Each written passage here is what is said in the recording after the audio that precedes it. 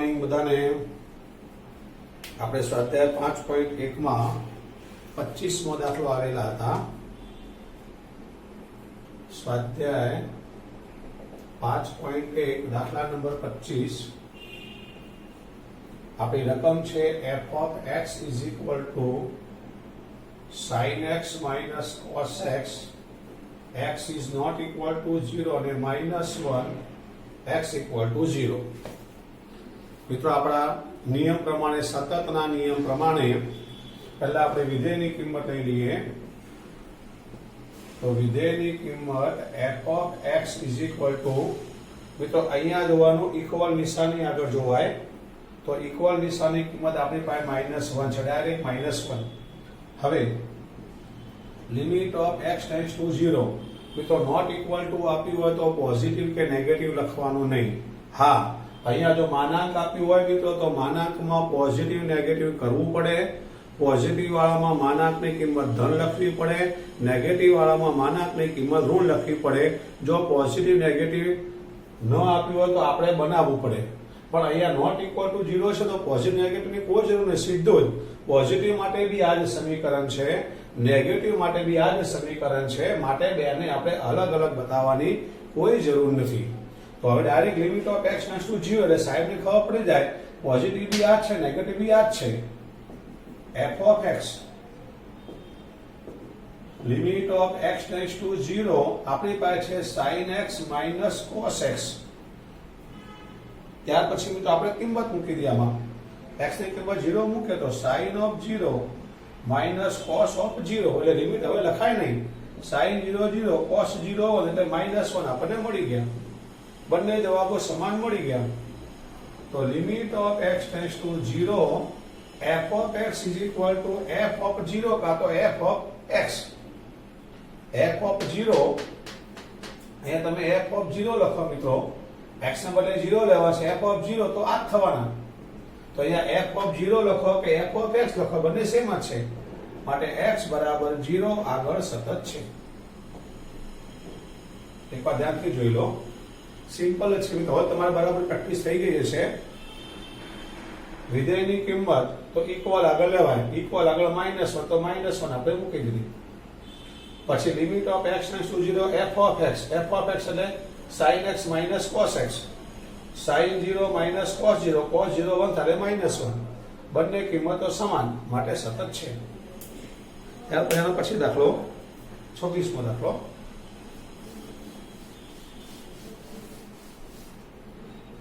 જો દાખલા 26 તો ઉપર સૂચના છે કે f એ સતત હોય તો મિત્રો દાખલામાં f સતત છે.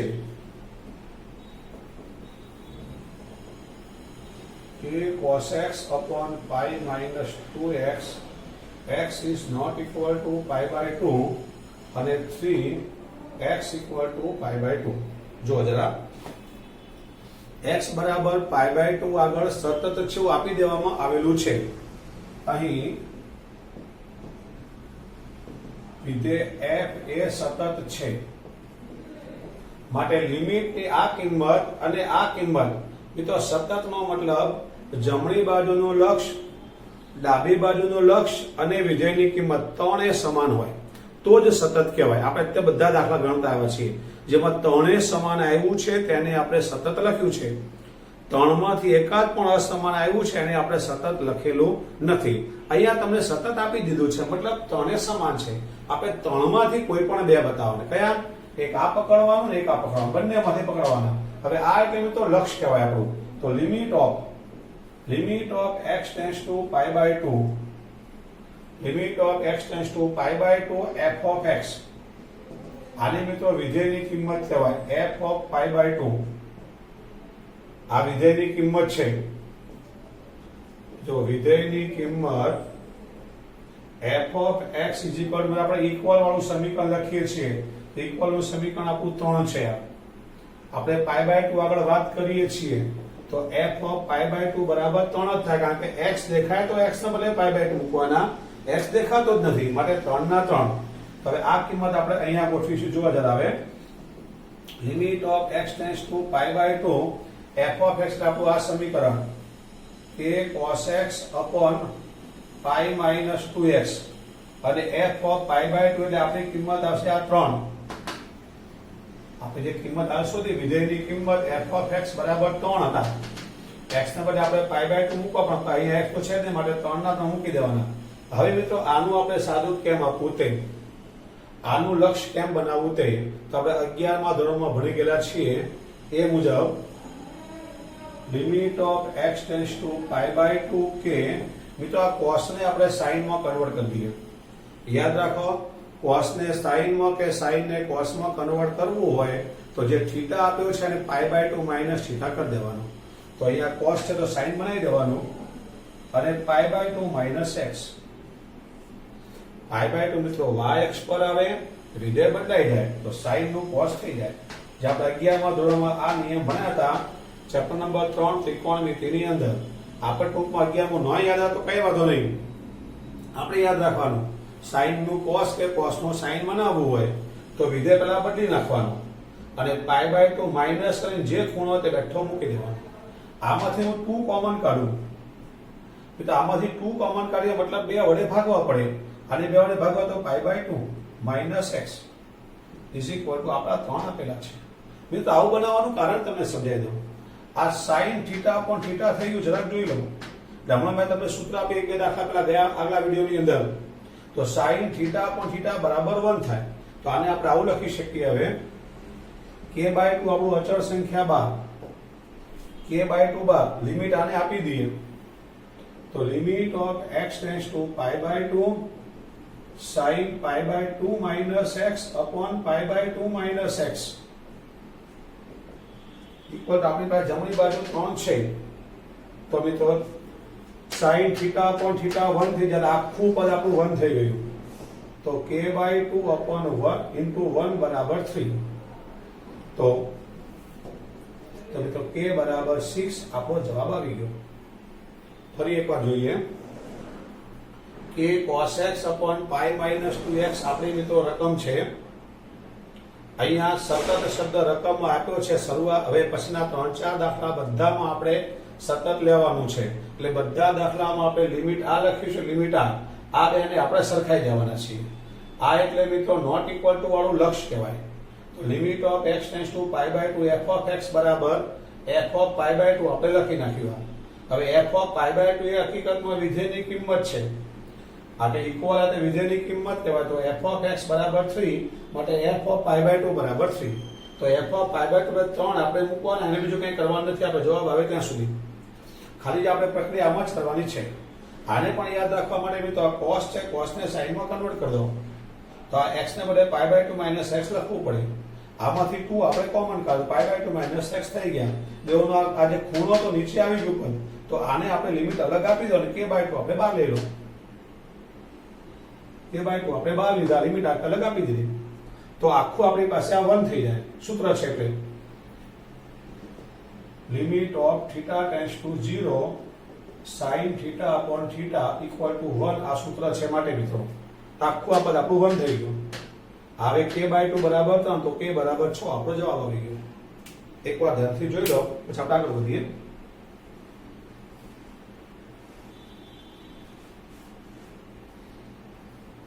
જોઈ ગયું દાખલા નંબર પછીનો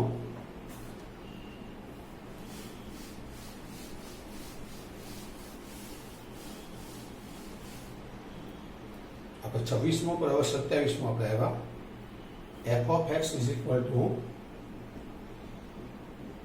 kx square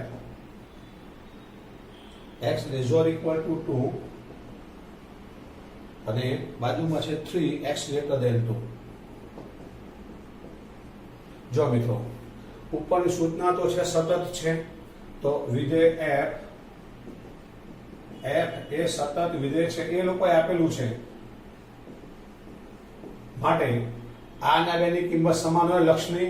આ લેસ ધેન છે માટે આપણે limit of x tends to 0 negative of fx કરી દો. આ ગ્રેટર છે તો પોઝિટિવ કરી દો.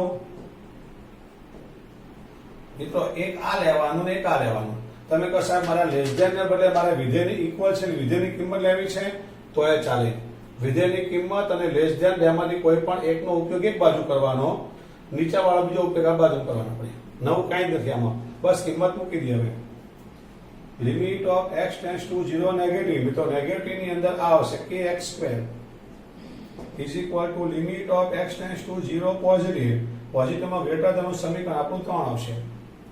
હવે આમાં જે x દેખાતા 0 મૂકી દઈએ, k કૌંસમાં 0 નો સ્ક્વેર 2 આગળ છે, અહીંયા આપણે 2 મૂકી દઈએ. મિત્રો સમીકરણ આપણું 2 આગળ છે તો 2 લખાય. ફરીવાર મિત્રો જો અહીંયા x ટેન્ડ્સ ટુ 2 લે, અહીંયા જે કિંમત આપી તો આપણે x ટેન્ડ્સ ટુ લખાય. તો અહીંયા આપણે x ને બદલે 2 મૂકી દીધું. એના બરાબર જો x દેખાય તો 2 મૂકો, પણ x નથી દેખાય, 3 ના 3. અહીંયા x વાળું પદ હોય તો આપણે x ને બદલે 2 મૂકવા હતા, પણ અચળ સંખ્યા છે માટે એ બેઠી જ આવે. તો 4k ઇઝ ઇક્વલ ટુ 3 માટે k ઇઝ ઇક્વલ ટુ 3/4 આપણો ફાઇનલ જવાબ. જો ધ્યાનથી એકવાર સિમ્પલ ને સાદું મિત્રો, તમને રકમમાં આપેલું હોય કે સતત છે, આપણા મગજમાં ખ્યાલ આવી જાય તરત જ કે એક લિમિટ આની લઈ લો, એક લિમિટ આની લઈ લો અને બેની વચ્ચે બરાબર નિશાની બતાવી, બસ ખાલી જે લિમિટની કિંમત આપી અંદર મૂકી દો, સીધો આપણો જવાબ. બરાબર, આગળ વધીએ આપણે. આ પછી દાખલા number 28.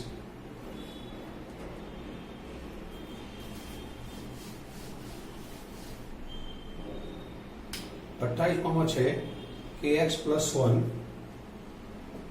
f of x is equal to kx plus 1 x less or equal to pi અને મિત્રો cos x greater than pi.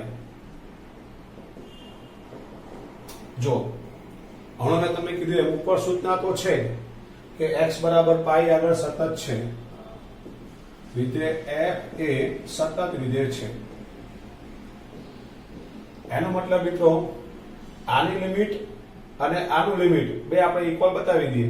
આ એટલે મિત્રો લેસ ધેન છે, તો limit of x tends to pi less than of fx negative, less than માં ડાબી બાજુનું લક્ષ નેગેટિવ, આ ગ્રેટર ધેન છે તો limit of x tends to pi positive of fx. Greater than માં આપણે પોઝિટિવ કરીએ છીએ, લેસ ધેન માં આપણે નેગેટિવ કરીએ છીએ. તો એક આપણે આનું બતાવવાનું, એક આપણે આનું લેવાનું. તો limit of x tends to pi negative, મિત્રો નેગેટિવ ની અંદર આપણે સમીકરણ આ લખવાનું kx plus 1 limit of x tends to pi positive, positive માં લખવાનું મિત્રો આપણે k cos x. હવે x ને બદલે આપણે પાઈ મૂકી દઈએ તો k x ને બદલે પાઈ પ્લસ 1 cos પાઈ, મિત્રો cos પાઈ એટલે -1 થાય, તો k pi plus 1 is equal to -1, k pi is equal to પેલી બાજુ એટલે -2, માટે મિત્રો k is equal to -2 upon pi આપણો ફાઇનલ જવાબ. ફરી એકવાર આપણી મિત્રો આ રકમ છે, આ રકમ આપણે એક વખત ધ્યાનથી તમે જોઈ લો. હવે તમને એવું આપવામાં આવ્યું છે કે f એ સતત વિધેય છે, રકમમાં સૂચનામાં છે જ આ વસ્તુ. 26મો દાખલો સ્ટાર્ટ થયા પહેલા લખ્યું છે કે 26 થી 29 બધા દાખલામાં તમારે આ સ્વીકારીને ચાલો, આ સૂચના છે, વારે વારે દાખલામાં નહીં આપીએ, એક જ વાર લોકો આપ્યું છે. તો f એ સતત વિધેય છે, મતલબ આનું એક વાર લક્ષ લઈ લો, આનું એક વાર લક્ષ લઈ લો. આ નેગેટિવ છે મિત્રો, એટલે અહીં નેગેટિવ બતાવવાનું, લેસ ધેન માટે નેગેટિવ, આ ગ્રેટર ધેન માટે પોઝિટિવ. આ નેગેટિવ વાળાનું સમીકરણ આપણું આ છે kx plus 1, પોઝિટિવ સમીકરણ આપણું cos x છે. બસ બે સમીકરણ લખ્યા પછી સીધું તમારે x ની કિંમત પાઈ અંદર આપણે બંનેમાં મૂકી દેવાની, સાદું આપી દેવાનું, જે આવ્યો તો આપણો જવાબ આવી ગયો. 29 મોની આપણે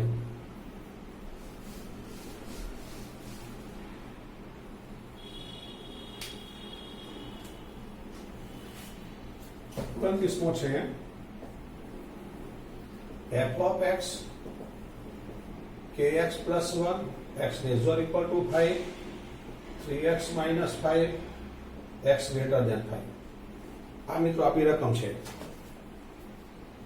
આને આપણે આપણા નિયમ પ્રમાણે કે વિધેય f સતત વિધેય છે, આ તો આપણે સૂચના આપેલી છે.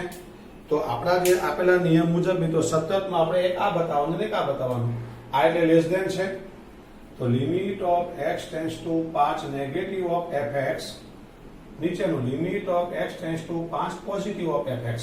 એક આ બતાવો ને એક આ બતાવો. Limit of x tends to 5 negative, તો નેગેટિવમાં આપણે આ સમીકરણ લખાય તો kx plus 1. Limit of x tends to 5 positive, પોઝિટિવમાં લખાય 3x માઇનસ 5. નેગેટિવનું સમીકરણ લખ્યું, પોઝિટિવનું સમીકરણ લખ્યું. હવે જ્યાં x દેખાય ત્યાં 5 મૂકી દો. k કૌંસમાં 5 પ્લસ 1, 3 કૌંસમાં 5 માઇનસ 5. 5k પ્લસ 1 બરાબર 15 માઇનસ 5. તો 5k plus 1 is equal two 10. તો 5k ઇઝ ઇક્વલ ટુ મિત્રો 1 પેલી બાદ એટલે 9. તો k ઇઝ ઇક્વલ ટુ 9/5 આપણો ફાઇનલ જવાબ. ફરી એકવાર મિત્રો, આપણી પાસે આ રકમ છે, તમને સૂચના આપી છે કે f એ સતત વિધેય છે, આપણે લેવાનું છે એવું. હવે limit of x tends to 5 negative અને 5 પોઝિટિવ આપણે આનો લઈ લીધો. નેગેટિવમાં મિત્રો આનું જે સમીકરણ લખ્યું, પોઝિટિવમાં આપણે આનું સમીકરણ લખી દેવાનું. જ્યાં x દેખાય ત્યાં x ને બદલે આપણે 5 મૂકીને આપણે સાદું કાપી દેવાનું. k ની આપણને કિંમત મળી જશે. એકવાર ધ્યાનથી જોઈ લો અને આ વિડીયો આપણે આટલો રાખીએ છીએ. Thank you.